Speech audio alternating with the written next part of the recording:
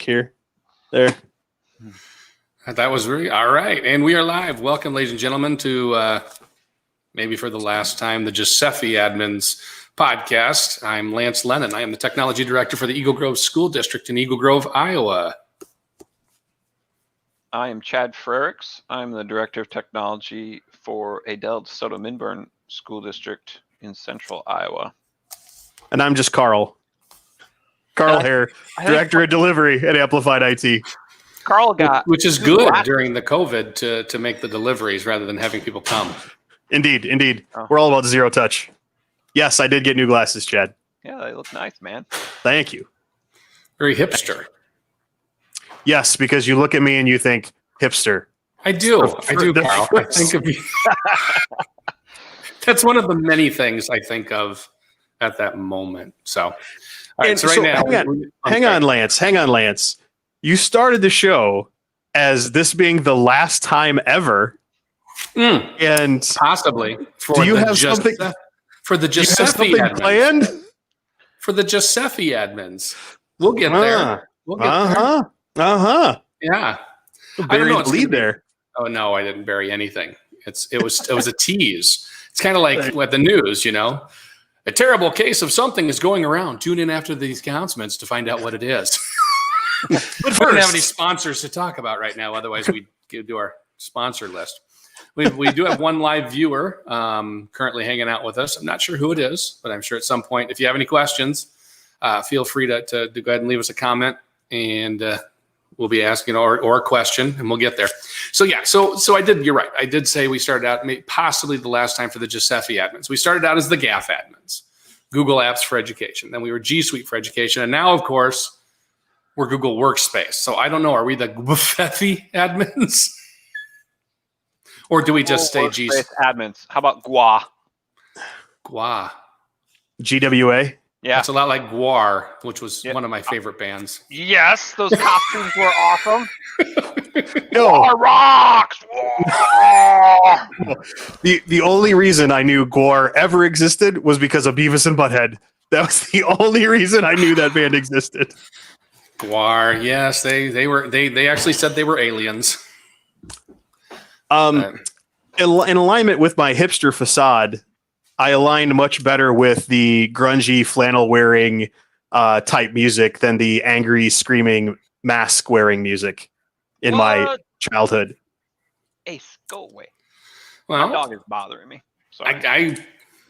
I didn't think you had to choose. I understand that you may align more with one, but like you said, but I'm looking at you and I don't see Guar anyway. I see hipster.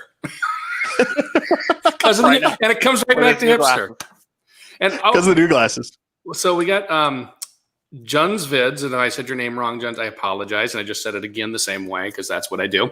He did ask, Chad, would you be willing to share the big data studio stuff you mentioned in relation to Chromebook repairs? And do you like Google's new logos?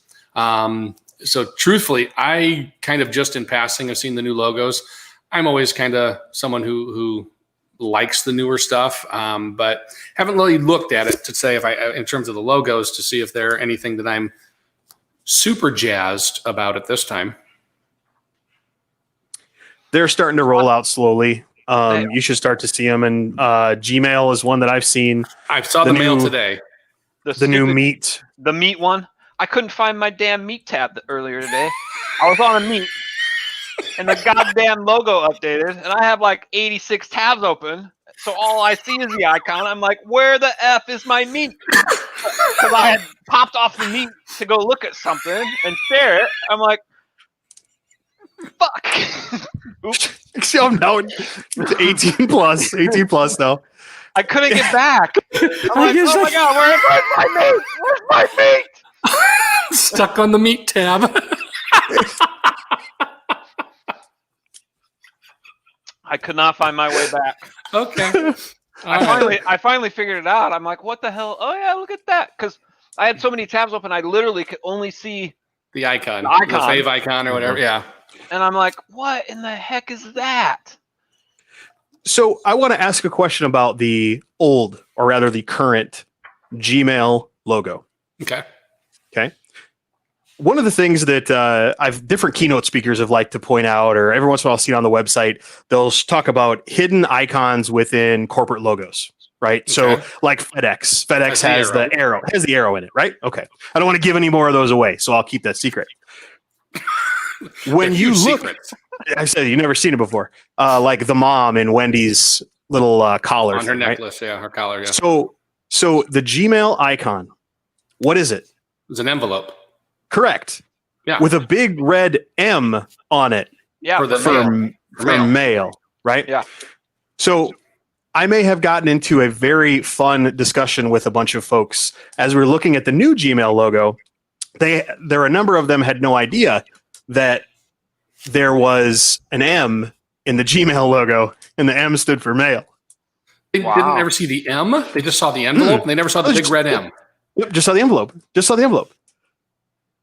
I see the M first. I've always saw the M first. I didn't. It took me a while to realize that. Oh yeah, that's also in the shape of an envelope.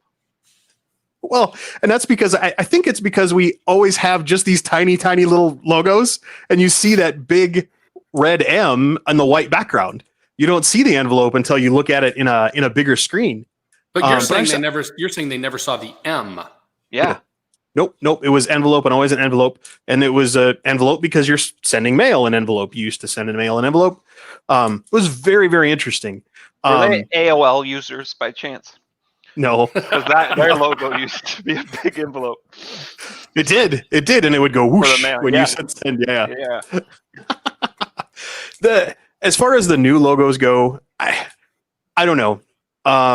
For me, I don't pay attention to that sort of stuff too much. I never really have. Part of me just like, oh, great. Now we got to do a whole bunch of new screenshots because the logos are changed and people aren't going to be able to find where the button is. For those folks that have to deal with trainings and stuff, you got to redo all of your screen grabs. Oh, so Meet has got the camera. It looks like a camera, but it's all out of the same. They're basically going with the same 4 colors. Yes, the Google colors. Okay. It's the Google colors. Oh no, I never would. That would have never been Meet for me. Looking at that. No, I couldn't find that today. I was totally lost. No. So I had to start closing tabs, and I'm like, oh, I wonder what that one is. And I clicked, and there it was. There was my Meet. Let me see if I can. No, I was going to try and pull up just the image, but yeah, I'll pull this up. We'll share the screen. Let everybody see what's going on. There's a lot of overlap, obviously bringing the color across. So your red, your yellow, your green, and your blue. They're also leveraging the Google Cloud. So like the Google Cloud hex, you'll see in a bunch of different places for things now in multiple colors as well. It was in the new. There we go. Old and new. Yeah. Yep. So they got rid of the envelope and left. How do you us not only see with that big red M? It's an envelope. Just it's like going to McDonald's and say, all I saw was the name underneath. I didn't see those big golden arches. Genuinely, though, did you know about the arrow in FedEx before it was pointed out to you? I mean, genuinely. Yes. But the only reason I would have ever done that is because I actually did take like a marketing class, advertising, and looking for them. They didn't tell us. They just told us to go look for them, and I found that one that way. But if I hadn't been looking for it, no, never would have seen it. It took me forever to realize the L in Staples was a staple. I didn't see that one. It is. It's bent at the top and flat on I the guess bottom. I never thought staple. I always thought paperclip. Because as a tech person, I always unfold the paperclip to reset my stuff. Mr. Lennon, the name of the store is Staples. Why would it be a paperclip? The name of the store is not Paperclip. But they sold office supplies. Oh my God. I know. We'll put Clippy on our corporate logo. Ding, ding, ding. Ding, ding, ding, ding, ding, ding, ding. It looks like you're trying to do a mail merge. We are off the rails tonight. I love it. I love it. But anyway, so we got a new Google Workspace. So we got a new name, new logos coming out. Things are changing. One of my biggest concerns, and it's been on the GSFE admins list, or the community, I think once, but I see it a lot on the certified trainers list where people are talking about, is it going to be unlimited storage anymore? They haven't said anything about EDU. They changed the business plans. Right. And so people are freaking out thinking it's going to change for EDU. Yep. And it may. We are freaking out.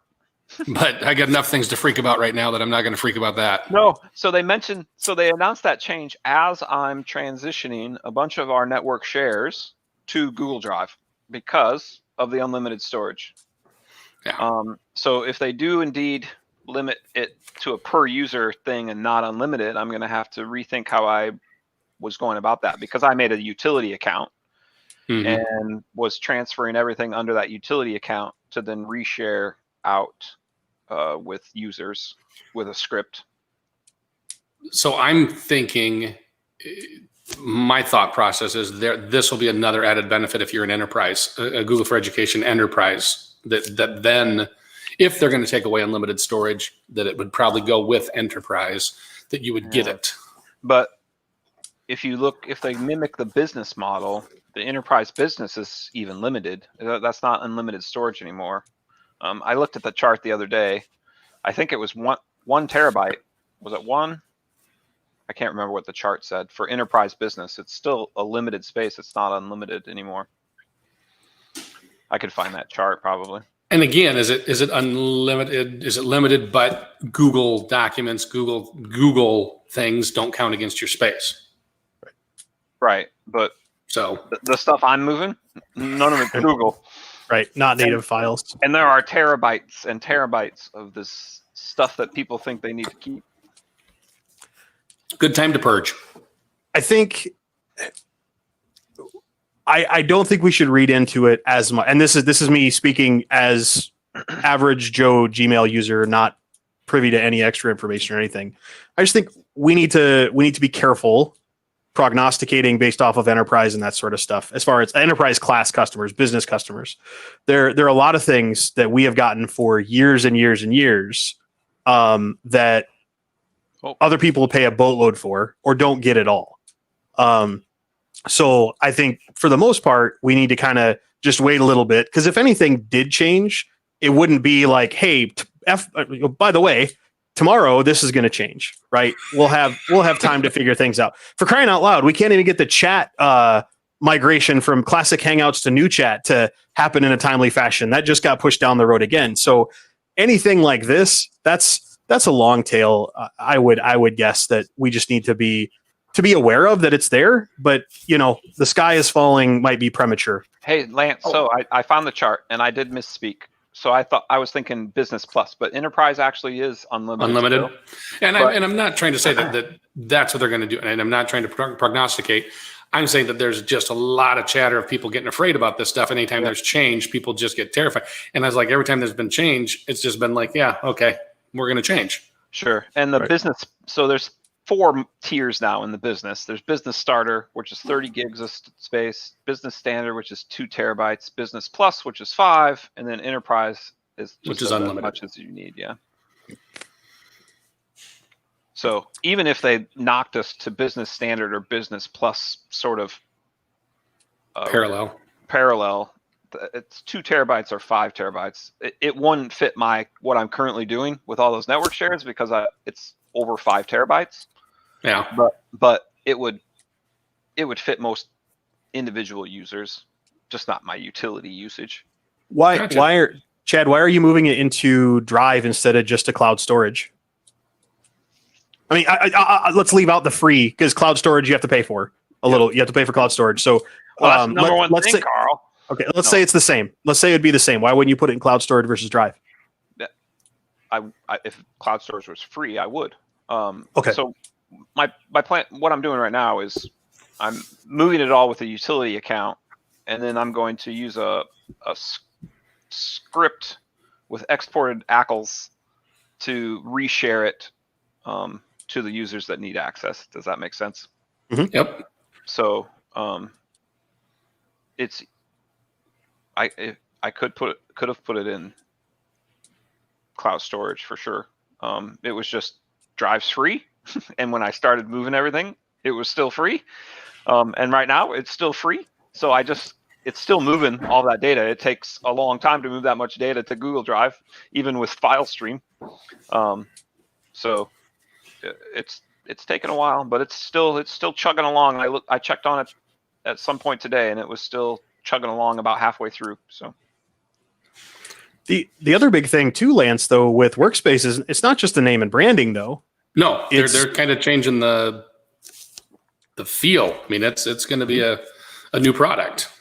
Well, but even the user experience. So they made a lot of announcements back at Next on Air in July, and then some more recent announcements is as they're now. These are announcements that were targeted specifically at paying customers of Google Workspace. But you see some of these already coming across. So like if you have already taken the opportunity to migrate from classic Hangouts to chat, right, to Meets chat, you have the ability to have chat embedded directly within your Gmail interface, which then you can have your rooms and your bots and your people, and you can click on the chat. It brings open the room, right. And then you have files that are shared with everybody in that room that have been bopped up in the chat, and then you have tasks in there as well. But then even in some of the other announcements, something that I'm really excited to see and hope it comes to EDU is like the picture-in-picture doc editing. So the three of us can be in a chat editing a document together, and our little heads just pop up in the right-hand corner or the bottom right-hand corner while you're working along. So it's instead of a screen share, right? Where if we had it right now, you could bring up your screen share and we could tell you, hey, Lance, do this, or I'm going to edit this part, this sort of stuff. It's all very integrated. You see them trying to what looks like go after a collaboration type platform tool. So like a Slack type thing with the bots and that sort of stuff. Yep. I also see them trying to bring in some of the things that Microsoft has attempted to do with Teams that aren't terribly successful.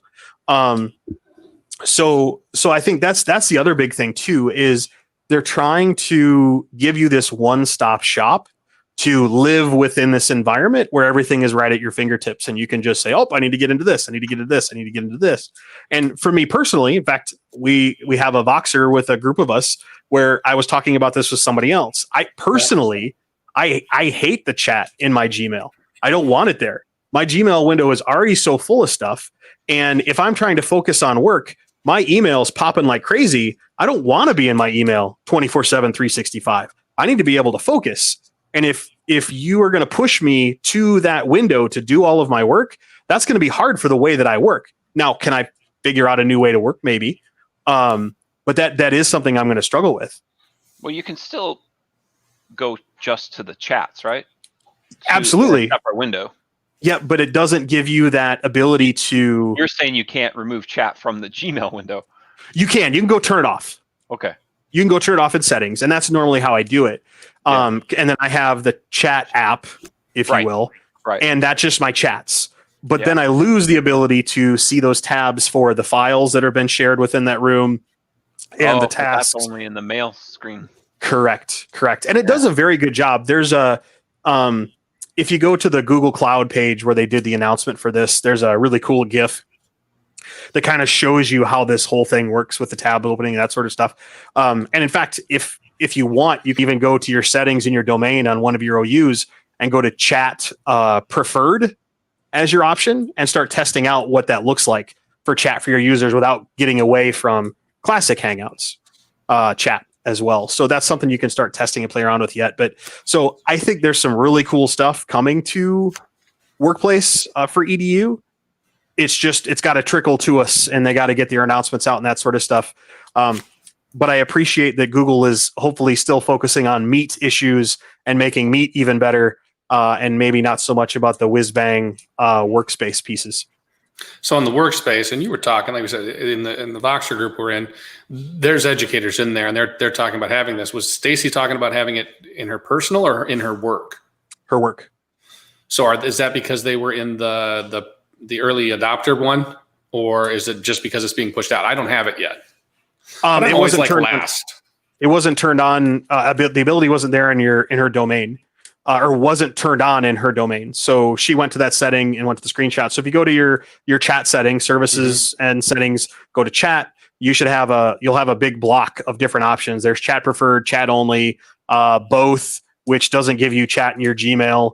I think there's like five different settings there. I was just in there. I'm going to pull it back up. So you're saying if I go into Google Chat and Classic Hangout settings, is that where I'm going? Here, I'll share. Yeah. I've got mine ready to go. So what's interesting, mine's grayed out. I can no longer go back one screen. Go back to G Suite. Yeah, yours is grayed out too. Do you see the box to the left? Yes. Yeah. Why is that grayed out? Interesting. So let's go ahead and go into Google Chat and Classic Hangouts. Sorry. I got And no, you're distracted good. by the gray No, box. you're good. You're good. Let's go to which drop down is it? External chat settings, or chat invitations? Where is it? I got chat bots, chat rooms, chat invitations. It's service status. It's the first one. I was just there. It's there. Right here. Yep, there you go. So you have in the OU you're in, you have both Classic Hangouts and regular chats turned off. So if you were to choose chat preferred, that'll turn Google Chat. Google Chat will be turned on in Gmail, and it works everywhere. And your Classic Hangouts are only by web, so you would lose the Classic Hangouts within Gmail, and it would be the new chat interface with rooms and all that sort of stuff. One of the problems that exists with chats. Hey, Fred, thanks for stopping by. One of the problems with the new chat interface is the rooms. There's no administrative control over those rooms. Yeah. You don't have control. You can't stop people from creating rooms. What I think is even, and this is again coming, anybody that has watched our podcast or listened to us yahoos for any period of time know that we are much more open and will rather teach people how to use things rather than lock it down. But you as an administrator have no idea how many rooms exist or what rooms exist within your domain. There's no way for you to pull that out. And I think that's why we've seen, again, this is me guessing, I think that's why we've seen the delay in this quote unquote forced migration from old to new is some of those administrative controls don't exist yet. They're just not there. And so turning that on willy-nilly to your students might not be the best idea. Now it is, it should be caught in Vault because that was completed. So Google Vault chat related settings for Classic Hangouts migrated to chat at the end of 2019.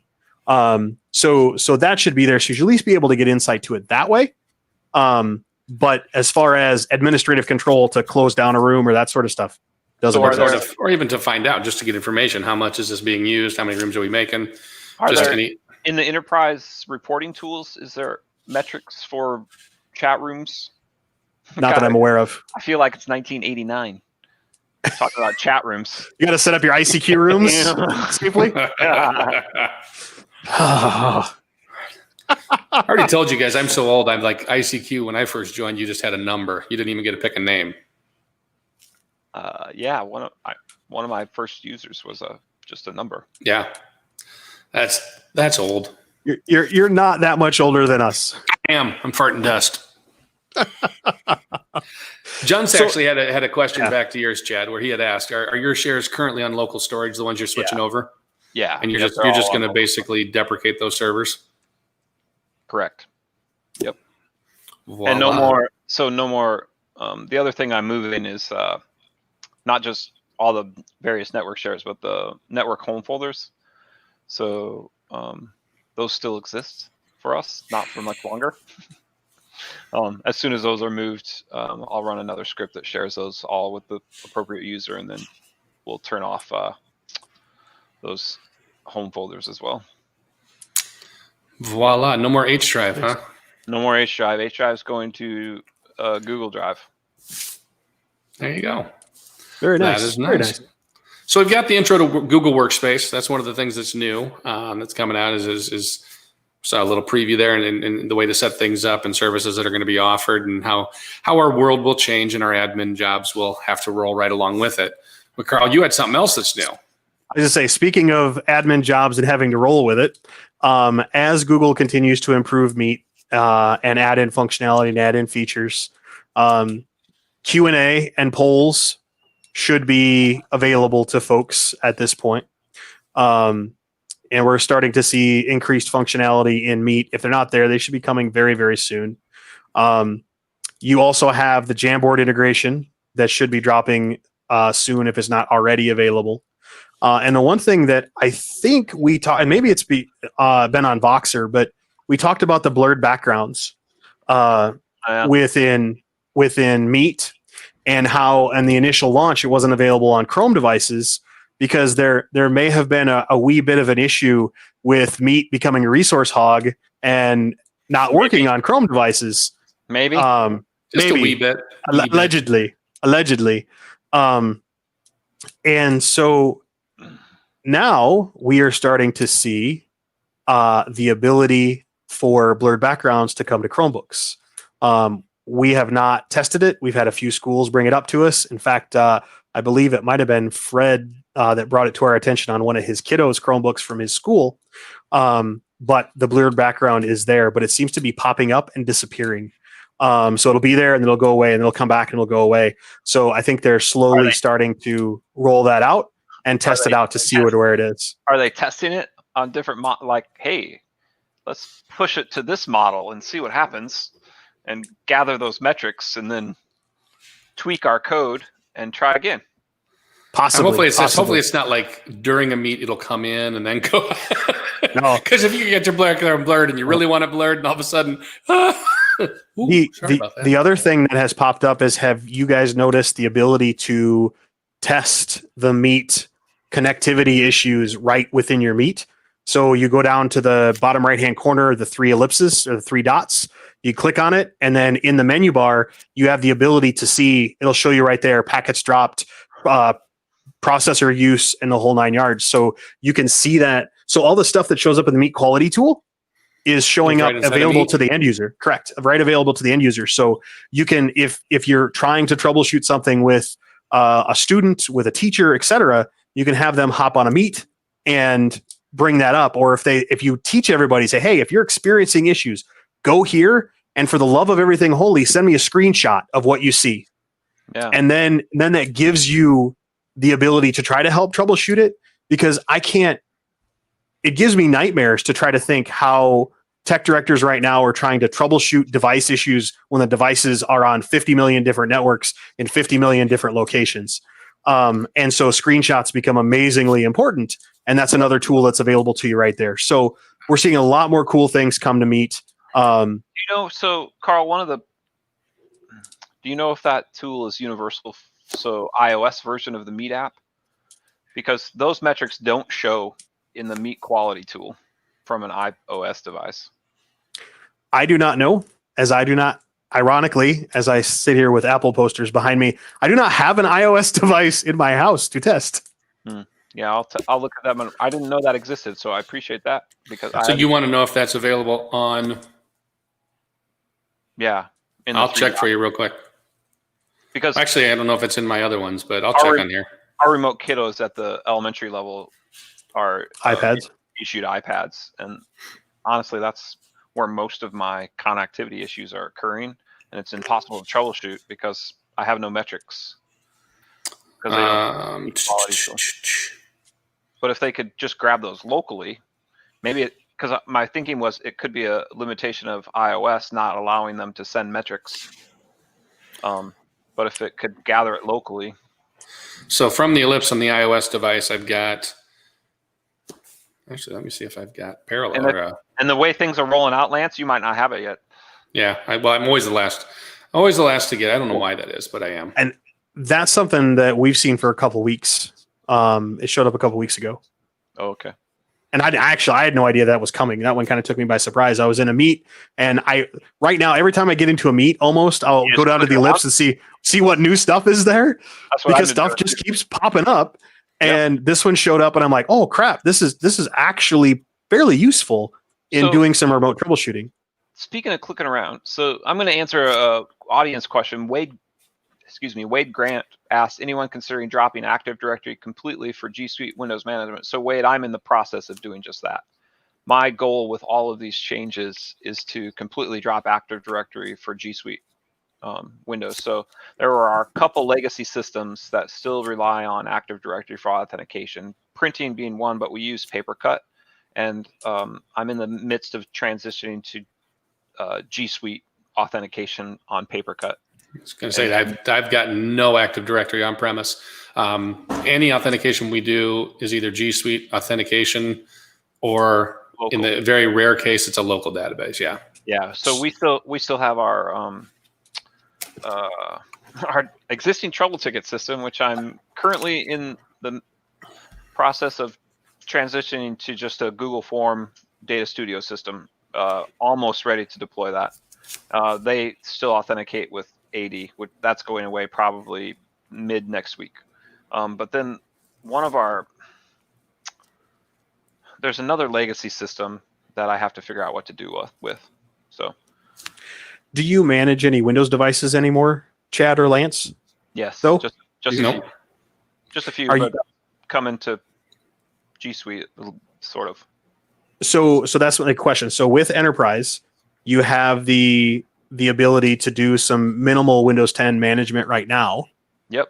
Have you played around with that at all? Are you going to try to leverage that, or are you going to try to get them off Windows and using Chrome? No. So there are certain people that will maintain Windows. Some of our, for instance, our HVAC systems require a Windows device. I could have them remote to a server, but it's more convenient for them to keep Windows. So my plan is to play with that once I get about 85 other things off of my plate. It's not high on the priority list, but it will be, because Active Directory is going to go away. Fred just put AD liberation in the chat. I can get behind the ad lib movement. Yeah, there you go. Yes, and oh wait, that's different ad lib movement. Sorry. Yeah, because there's always a lot of dead air for us. Lance, were you able to see or no? No, it wasn't there.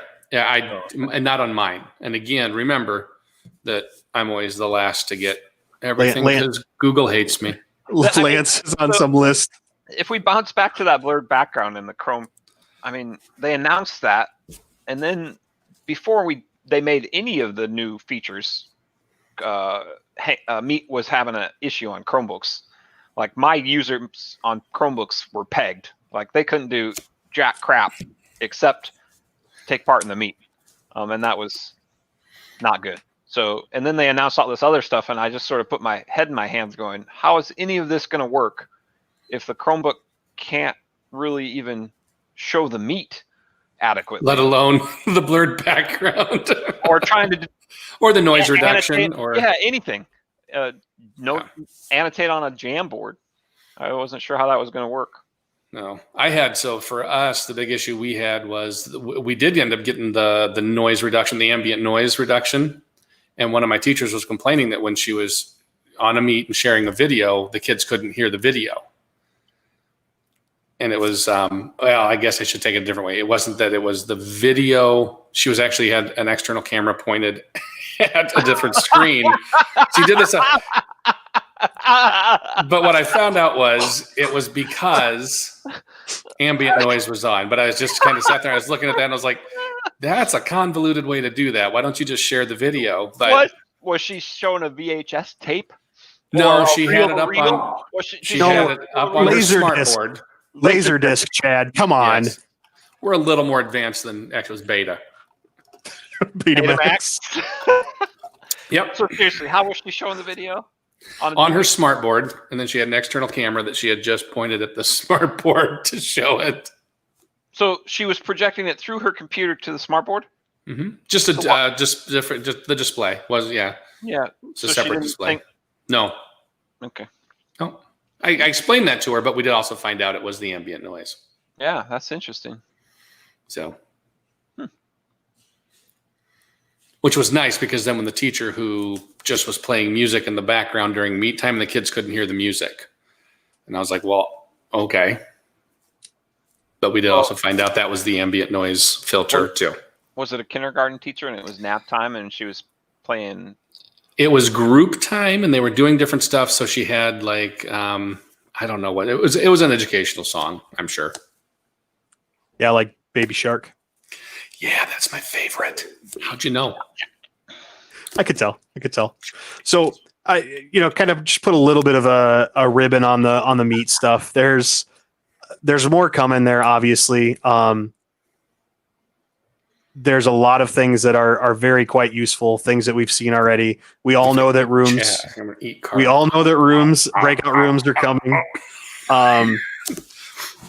What would have been And, really weird if that hand If the kept hand going. kept going. come all the way across. So I should have started. Wait, over here. Come across. Matthew Yeah. hopping off screen, Sorry, going. Carl. Carl's Yeah. trying to make a point. No, you're good. More stuff's coming. There's more stuff coming. They're continuing to improve Meet. They continue to secure and add functionalities to it to make it more beneficial and more useful in the EDU space. Because like we've talked about before, the Meet tool was never built for remote education and remote instruction. It was built for what we're doing here. Yeah. Right. To have meetings and not try to teach phonics to second graders or kindergartners. Right. In large scale spaces all over the place. So more stuff to come. Just watch that space. And like I said, every time you get into a Meet, check that ellipse in the bottom right-hand corner, because there's probably something new. I'll tell you what, though, blue shield. it's been an absolute lifesaver for us, whether the teachers are able to record it or use it. Chad, we got those cameras you had talked about, the wide lens with a little tiny, and we put those in the ceilings in probably 5 or 6 classrooms at the high school. And every time kids are being, basically quarantined or whatever, or homesick, teachers are just recording the lesson. And if the kid is there, or, if it's on demand or live, they're getting it. And what's really kind of cool is it's there, and the teacher puts it up on their YouTube, and the kids can go back to it. And it's just where we're focusing it in on a section of their, whether it be a whiteboard or a chalkboard, depending on the age of the room they're in. The teacher is doing the best they can. It's actually been kind of cool. And it's like we talked about early on, this could be something that really shifts, how we're doing education in a positive way.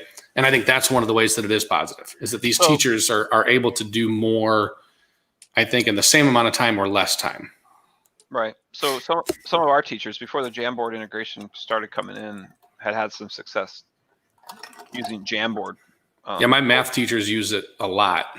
Yep. So, as we look at a teacher refresh, possibly over the refreshing summer, all your teachers.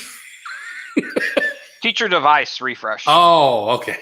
They're currently on MacBooks. No, you can't Jamboard on a MacBook. So not as well. Well, unless you're really good with your trackpad finger, it's a little bit more difficult than, say, flip over a Chromebook that has a stylus functionality. But we did and again, added expense. But one of my science teachers has a MacBook. We got a Wacom tablet. Yep. So they're doing Jamboard on the tablet, which is working really well. Yep. Well, not as good as a flip Chromebook, but yeah. Did you get them the wireless Wacom for like $400? You got them the nice one. I got some of my teachers got the wired ones, so they are stuck at their desk. Then they can't walk around and do the Jamboard. No, we got but again, we've got a nice chunk of COVID money. Chad bought him the 99-cent wireless Wacom tablet off of Wish. Carl, they don't need to know where it comes from. Hey, they got one. I did not. I bought a medium expensive one off of Amazon. I actually bought like 4 or 5, 6 of them so they could demo and choose the one they like the best. But they were nowhere near the cost of the wireless one Lance bought.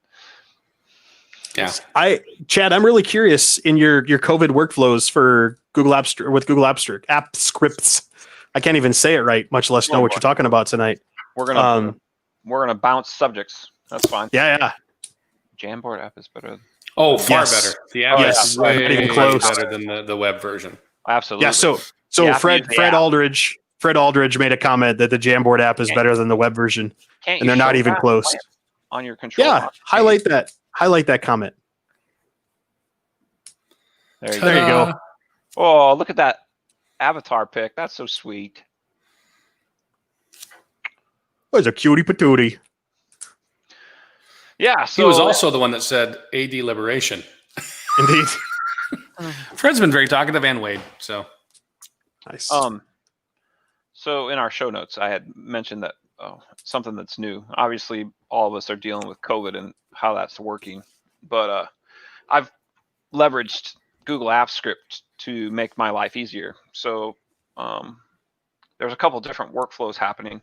But our kids, if they're either positive tests or close contact have to go to quarantine. So they're now remote learners. So I leveraged our workflow is we're notified of those. They end up in a spreadsheet saying that they're remote, right? Okay. So I have a script that checks that spreadsheet every 5 minutes. If there's a new entry, it fires off some emails to the parents with some remote learning information and a link to a Google form if they need either access to a device or indicate that their home internet access is lacking. That form, once submitted, fires emails back to me if either one of those is yes. It includes my technician if they are in need of a device, so that they can schedule a time to come get a device. So he manages all of the device distribution to remote learners, but I manage the hotspot distribution from my office. So that's just one of the workflows that I've done using some Google Apps script. So it just and then obviously it needs to track who I've sent emails to, right? So it adds yes to a column that says email sent, blah, blah, blah. Sort of like a form mule, but a little more advanced than a form mule because it has to do different things. And that's the simple one. We also, because of all the teachers and staff that are needing substitutes, either due to positive cases or quarantines or just regular subs, I've developed a system that substitute registration. So whoever's responsible for substitutes in the individual buildings uses a Google form, registers who the sub's going to be, who they're subbing for, and then that triggers a couple things once it's submitted. It sends some emails to people because we're adding the subs to our Infinite Campus as co-teachers for that teacher for that day because of how critical attendance is. My Infinite Campus lady is also moving those students from that first system when they're announced quarantine to the virtual learner group. So she gets an email from that system as well. So this is all very complex and made much easier with Google Apps Script and a few forms and spreadsheets. So back to that teacher one, we're utilizing Classroom heavily, obviously, because of the Meet link and the advanced functionality of using that static link. But then just posting things to Classroom. So we actually expanded our Classroom use all the way down to pre-K. So every teacher has one. You. Who said ooh? Me. Okay. I had froze for a bit. I didn't know if you guys were frozen. Sorry. Oh, I was like, why are we oohing this? I'm intrigued by this workflow. Like, that's kind of rude. No, Yeah, said, I was like, is it me or you? I said, is it me or you? And all you guys heard was we heard ooh. Wow. Okay, Lance, I'd like to see how you handle this. So the substitute registration, it's pretty simple. It's not actually simple, but the workflow for users is simple. So like, let's say a building secretary responsible for substitutes goes in, puts the sub information in, it fires emails to people. But then it also goes through and adds that teacher to the appropriate Google Classrooms. So substitute A is subbing for substitute A, or sorry, teacher A in the AM and teacher B in the PM. It will add that substitute teacher to each of those classrooms that are listed as active. And then at the end of their tenure, so it also checks to see if their tenure is done for that day. And then I have a time script that runs between 5 and 6 p.m. that takes them back out of those classrooms because there's so many substitutes coming and going. They fail to turn off the classroom notifications. So I had to get them out of those classrooms or their inbox gets filled up, obviously. Gotcha. So, yeah.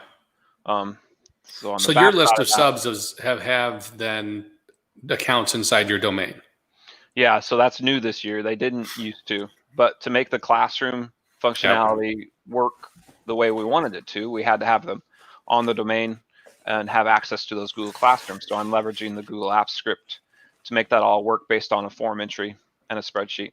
And so then if your teacher is home and they have their device, is that substitute teacher getting a full-blown Apple device, or are they getting a Chromebook? It depends. So we only have a limited number of extra MacBooks. Yep. For substitutes. So those get depleted quickly, and then we just hand them a Chromebook. They don't need a full-blown Apple device for anything that they're doing. So off they go. There's some other workflows, but those are the two big ones, is the communication with the students and parents for remote learning resources is huge, and then getting those kids into the right group in Infinite Campus, of making sure they have a device and internet at home. But then the substitutes, as people come and go, because we're short on substitutes, as is everyone. So we're pulling qualified associates and building administrators. Anyone that can legally teach a class is getting pulled. It's all hands on deck. Yeah, we're in the same boat. I had to do one classroom so far this year, but I anticipated it would be more. Anybody who has a license and a pulse. I think I fit in that category. See you later, Fred. I do as well still. So, Chad, did you run into any API limitations or struggles with quotas and that sort of stuff as you rolled this out? Places where there were some shortcomings? So the one I thought I might is the Google Classroom one, but I had already had my limit increase because I provision Google Classrooms for all the teachers and then roster all the students. I do that twice a year, at the beginning and then at the semester when they roll over. And I had run into that previously with my app script stuff, so I had requested a API call increase. So I haven't hit those yet. Was it the 24-hour cap or the calls per minute? Per second. Per second, sorry, calls per second that you needed the increase? The latter, the calls per second. And what? But when I increased them, the lady just increased both. The support person I did just blasted them up.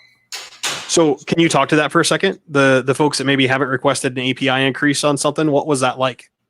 Man, that's been a while ago, so I don't remember honestly the whole process, but I chatted in with support and got bounced around to a couple different people, and then got a very nice lady that said, "What are you trying to do?" And I told her, and she said, "That's cool. Let me do this."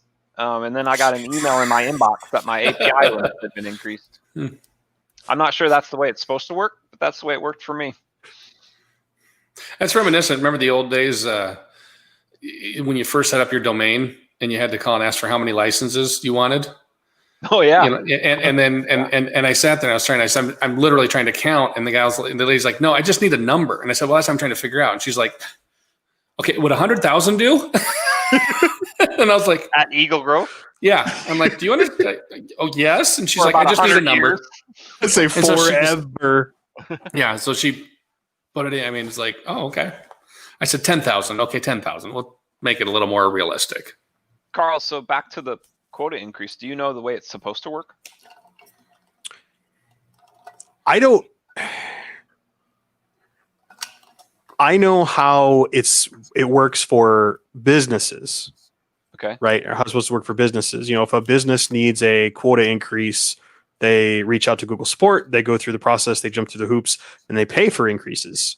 So if it's somebody on the business side that does their work and that sort of stuff, they pay for that increase, and then it's a fraction of a cent per call over the period of time. Yep. You know, it adds up to real money for everybody that's watched Office Space. Yep. But there are certain APIs on the EDU side that you have to pay for to access. Correct. So correct. I would assume it's the same for us as well. The ones I was using are just free. No, Classroom is free. From my understanding, it is just a matter of pushing on support. Your traditional tier 1 support person is not going to understand what you're asking for. Right. And I got a good one that day because he bounced me up. It took 3 hops to get where I needed to be, but I got where I needed to be, and that he was good. The original support person dropped my fidget. was good. He immediately understood he didn't know what the heck I was talking about, and he said, "I'm gonna send you here first." So my chat got bounced over, and off I went. It seriously didn't take too long to get there where I needed to be. And they're not going to give you a ludicrous increase. You know, the very nice lady gave me one, but yeah, traditionally, I say traditionally they're not going to give you a ludicrous increase. You know, if the normal API cap is 10,000, they're not going to give you 100 billion. Right, yeah. You know, that sort of stuff. That many. Because those things, they cost somebody money. It might not. I mean, there's my favorite Robert Heinlein book. There is no such thing as a free lunch, and so somebody's paying for it. Right. It's just we happen to get it for free. Just like, I mean, for crying out loud, just like G Suite for EDU. I mean, somebody's paying for it somewhere. That's Google Workspace for EDU. We just, Carl, if you would kindly use the right nomenclature. Yes. Well, we're in transition still. He was accurate for some people. Yeah, I'm not transitioned to Workspace yet. I only have like one logo. Yeah, there's a lot of them that are free, but you run into some of them are low. You know, like license application. So if you're applying Google Voice licenses or enterprise licenses, the API quotas are really small for that sort of thing. And that's one that is difficult to get increased. And so Classroom is a little bit more available, especially if you get the right people. And if you're nice, you know, most of the time people be pretty darn helpful if you're not a jackwagon. Right. To borrow something from my friend we're already 18 plus. Well, and I think part of the reason they were so quick to bump mine up was they appreciated what I was trying to do by provisioning based on a SIS export, all of this stuff for people. And Carl, that's interesting that you say the license management, it must start small too, because I ran into the per second very quickly. So I was trying to use GAM. So I assigned my enterprise licenses to an OU, but failed. And you ran out of licenses? No. Well, I did. Yes. No. I did. But it was because I had suspended users in there, and because I'd failed to run I have a script that pulls those all out and dumps them into another OU, right? And I'd forgotten to do it. So there were a few hundred suspended users in there. So I had to take their licenses away. So I just did it with a GAM command. But it you know how it hits that limit and it says waiting, whatever, and then that fails and then it keeps going and going and going. It did it like almost like after 5 things. So I killed it and then turned down my thread count so that it went slower, but it never hit the limit, if that makes sense, you guys. Yeah. The per second limit or the per. Yep. It hit the per second pretty quick. Yeah, you want to talk about something that's not working. The enterprise licensing and voice licensing and that sort of stuff within the dashboard is a gigantic pain in the rump. Dumb. Have you seen the improved interface now, where it's all done through the user card now, or through the user? So you can download CSV and edit the SKUs right in the CSV, and then re-upload it, and it'll apply the licenses. I did see that within the user interface, but you can't take it back away that way. Correct. You can't remove the licenses that way. So I saw that the day I wanted to take them away, and I chatted into support. I'm like, how do I take all these away? I had found. You go into the user and you click. Well, you can filter. You can filter and then check. Right. So but the guy pointed. I said, "Oh wait, I bet I can use GAM for that." And he said, "Yeah, if you use an API tool, you can do that pretty quickly." So you also need the right SKU to put into that call. Yeah, you can get that though, with another GAM command. Yeah, it's also in all the GAM documentation and chats too, because there's lots of people trying to do it that way. And the SKU's the same, but yeah, there's just a simple command to get get the SKU for both voice, any license you've applied. Yep. So, something I noticed when I was clicking around just a little bit ago, when the heck did assignments get into the G Suite apps? I saw it on Lance's window. Yeah. I saw it on Lance's window. I think mine dropped as a core service last week as a core. Yeah, what the heck? What is that? So assignments, from my understanding, is the tie-in for like if you use Canvas as your LMS or you use another LMS, assignments is the core service that will allow you to leverage Google Classroom pieces natively from within those other LMSs. But I have not dug into it or know a boatload about it. I know that it's there, and that's what the assignments pieces are going to be doing. And it's falls under core service. Okay. So it's basically to transfer. Well, I'm reading the little thing here. Allowing users to join courses from other domains will allow. Oh, wait, that's course. Yeah, I still don't get what it's for. I had not heard about this one. So it was a surprise to me when I saw it, when I was clicking around. So I'll have to read up on what the heck that actually does. So I remember, so we alpha and beta tested the Google Classroom grading link back into Infinite Campus. We didn't go any further than that because the Infinite Campus service that allows that to happen is not free. Correct. The Google connection the Google part is free, but the Infinite Campus part is not. Imagine that. So we didn't move further, but we're actually considering purchasing that module that's required because it would actually help with two other things that we're considering doing. So, well, and as much as you're talking about using Classroom, I mean, it would make sense do everything there and then let it auto-magically populate into Campus. Right. So at some point in the near future, we're gonna Wade had a question. He wanted to bounce back, and we're sitting here we're getting close to our hour here. So I just wanted to go back to what are you doing for virus mitigation processes and apps that you're using on the Windows management side?